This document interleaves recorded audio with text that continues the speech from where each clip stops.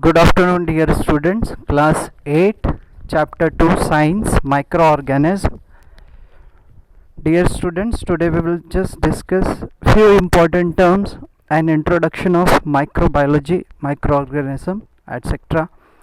Now, what are microorganisms? A living organism that is very minute to be seen by naked eye, especially a single celled organism such as bacterium is called microorganism.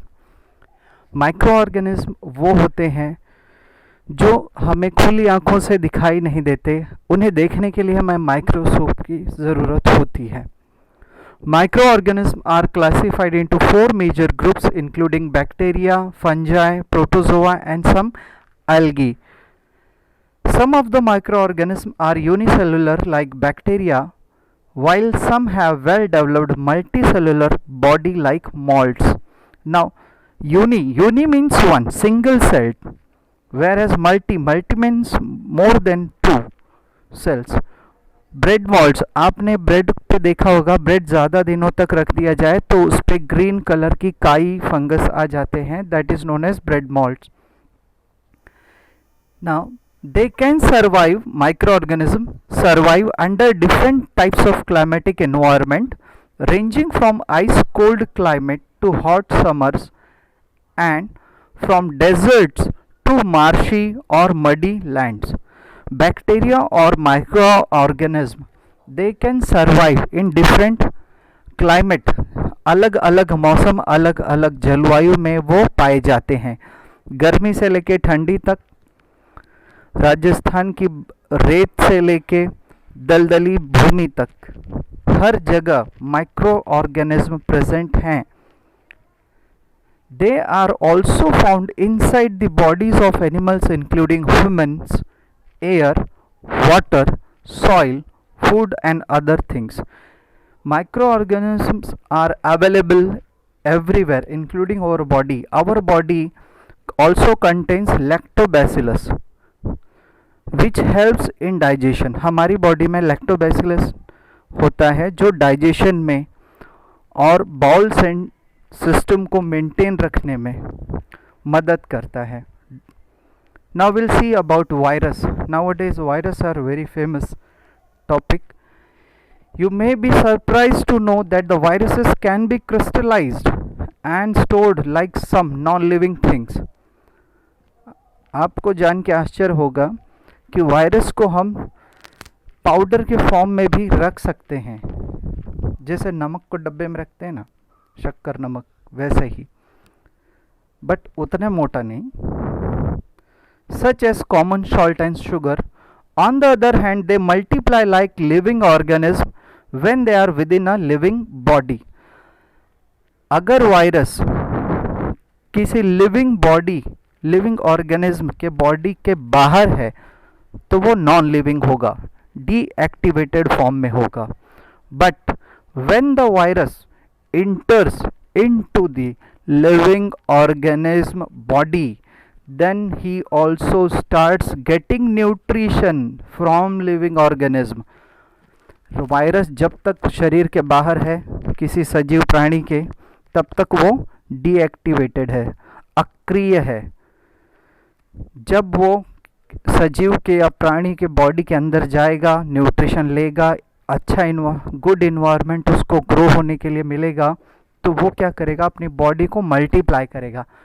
From 2 to 4, 4 to 8, 8 to 16, 16 to 32, ऐसे multiply होगा, बढ़ेगा.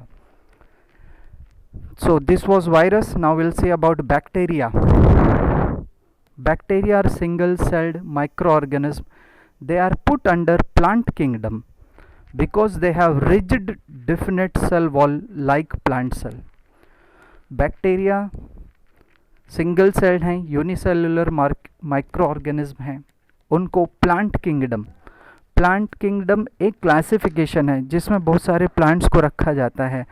Plant cells को उसमें रखने का main purpose, main reason, character ये है कि सेल वॉल होती है, आउटर कवरिंग सेल वॉल होने के कारण उसको प्लांट सेल काउंट करते हैं. Bacteria can be seen under microscope which enlarges their image from 100 to 1000 times. जब हम माइक्रोस्कोप का सहारा लेते हैं, when we are taking the help of microscope, then the microscope enlarges the original image to high resolution. बड़ा enlarged picture हमें दिखाई देता है. Now we'll see about fungi. Fungi are non-green plants. They cannot synthesize their own food. Non-green plants हैं, chlorophyll नहीं है, तो photosynthesis नहीं होगा. तो they have to depend on other sources for nutrition. Here it also mentioned they have to depend for their food on others. Most fungi take their food from dead organic matters. Some live on other organisms such as parasites. When fungi, they are taking nutrition from host plant, then such condition is known as parasite.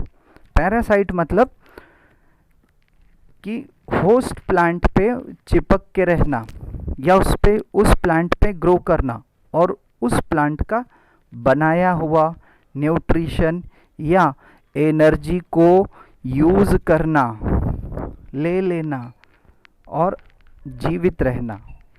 Such condition is known as parasitic, and such animals are known as parasitic animals. But here fungi also act as a parasite. Now we'll see algae. Algae are green substances floating on the surface of a ponds, lake, river, stagnant water. Stagnant water रुका हुआ ठहरा हुआ पानी. Moist soil, नम भूमि, गीली भूमि. बारिश के दिनों में आप देखे होंगे आपके आसपास स्टोन्स, पत्थर. एल्गी ग्रीन कलर सब्सटेंसेस होते हैं. ग्रीन कलर की काई जो पानी पर तैरती हुई आपको दिखाई दे सकती है, कभी आपने देखा भी होगा बारिश के दिनों में भी. They tends to grow on wet surfaces. वो सिर्फ गीली और नम जमीनों पर, जगहों पे, सतहों पे उगते हैं. Therefore they can synthesize their own food. वो अपना भोजन इसलिए बना सकते हैं because of green colour, green pigment, that is chlorophyll. They are found in water or in very moist places. Now we'll see about protozoa. Protozoa are unicellular organisms. Some are free living, others are parasite. They shown both type of nutrition. Several parasitic protozoans causes diseases in human beings, domestic animals and plants. For example, Plasmodium vivax, a protozoan cause malaria. Malaria जो होता है, that is because of protozoa, which enters in our body and get nutrition from our body. हमारी body में enter करता है protozoa, हमारी body से nutrition लेता है, आरबीसीज को ब्रेक करता है, जो ब्लड होते हैं ब्लड सेल्स को ब्रेक करता है, and it causes malaria. Now, some uses of microorganism are there. Since we know microorganisms are both type, they are beneficial and they are harmful also. You can see in your textbook also, beta. Microorganisms are commercially used for the large scale production of alcohol, wine and acetic acid, vinegar, सिरका, जो दुकान पर, जो shop पर आपको मिल जाएगा. अचार बनाने के लिए विनेगर एटसेट्रा यूज़ होता है. While has medicinal uses too. अब यहाँ पे हमने इसके पॉजिटिव यूज़फुल की बात की. Useful bacteria commercially how they are useful. तो they are useful for industries, alcohol industries, vinegar production and medicinal values. दवा बनाने के लिए भी इनका इस्तेमाल किया जाता है. Micro organisms can harmful to. ये नुकसानदायक हैं. Some of the micro organism cause diseases in humans, plants as well as animals. Such micro organism which cause disease are known as pathogens. जो डिसीज कॉज करते हैं, micro organism रोग पैदा करते हैं, उन्हें पैथोजेंस कहा जाता है. Some micro organism spoil leather, food and clothing, नुकसान पहुंचाते हैं. Now will see food poisoning. What is food poisoning?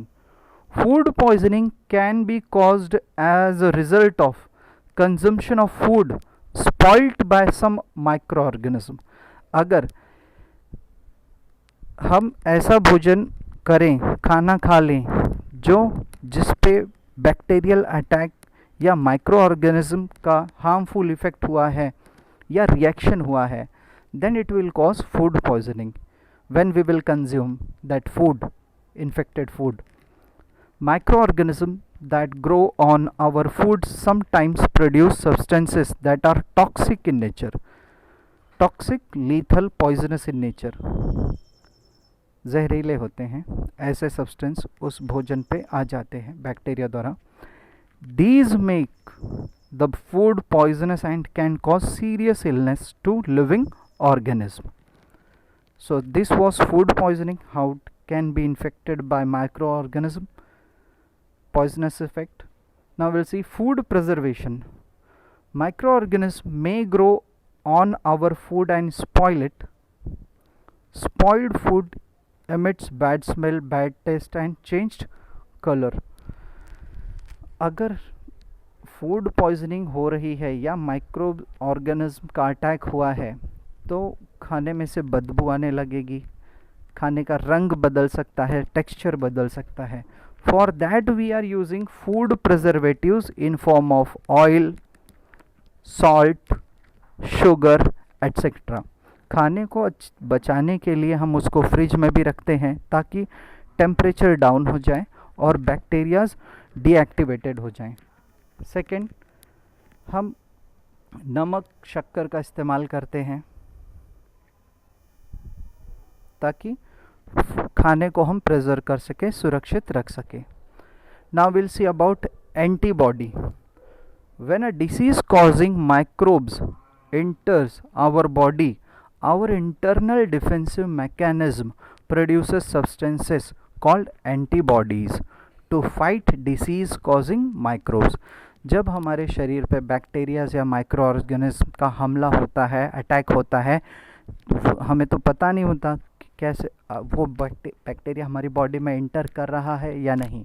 But जब कभी ऐसा होता है, माइक्रो ऑर्गेनिज्म इंटर कर जाते हैं, harmful micro organism, then our body system recognize them. Body system को हमारे पता चल जाता है कि हमारी बॉडी पे किसी फॉरेन सब्सटेंस का या ऑर्गेनिज्म का हमला, अटैक हुआ है, और उसी के रिस्पॉन्स में हमारी बॉडी जो है वो एंटीबॉडीज को तैयार करती है.